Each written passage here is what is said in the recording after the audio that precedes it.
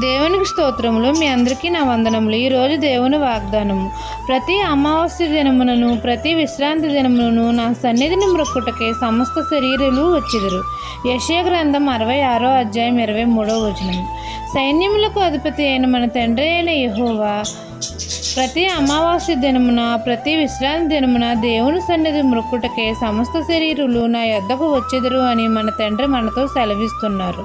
మనమందరము ప్రతి అమావాస్య దినమునందు తండ్రికి మన విన్నపములు తెలపాలి. మనమందరము కన్నీళ్లు విడుచుచు ప్రార్థన చేయాలి. మన తండ్రికి మొరపెట్టాలి. అప్పుడు మన తండ్రి మన ప్రార్థన అంగీకరిస్తాడు. నజరేయుడైన యేసయ్య నామంలో మనం ప్రార్థన చేసినప్పుడు దురాత్మ శక్తులపై విడుదల కలుగుతుంది. మనకన్నిటినీ నాట్యంగా చేస్తాడు. మన శత్రువులు వెనుకకు మరలుతారు. మనకు స్వస్థత శీఘ్రంగా వస్తుంది. ప్రతి ఇబ్బంది నుండి ప్రతి విధమైన సమస్యల నుండి మన అందరికీ విడుదల కలుగుతుంది. ఈ అమావాస్య ప్రార్థన శక్తివంతమైన ప్రార్థన కాబట్టి ఆయన సన్నిధిని మ్రొక్కుటకే సమస్త శరీరులు వెళ్ళెదరు. ఇప్పుడు మన తండ్రి మన జీవితంలో అనేకమైన అద్భుత కార్యాలు చేస్తాడు. ఈ దిన వాగ్దానం మీ నా జీవితంలో నెరవేరాలని కోరుకుంటూ దేవుని సువార్త పరిచర్యలో మీ సహోదరి. ఆమెన్.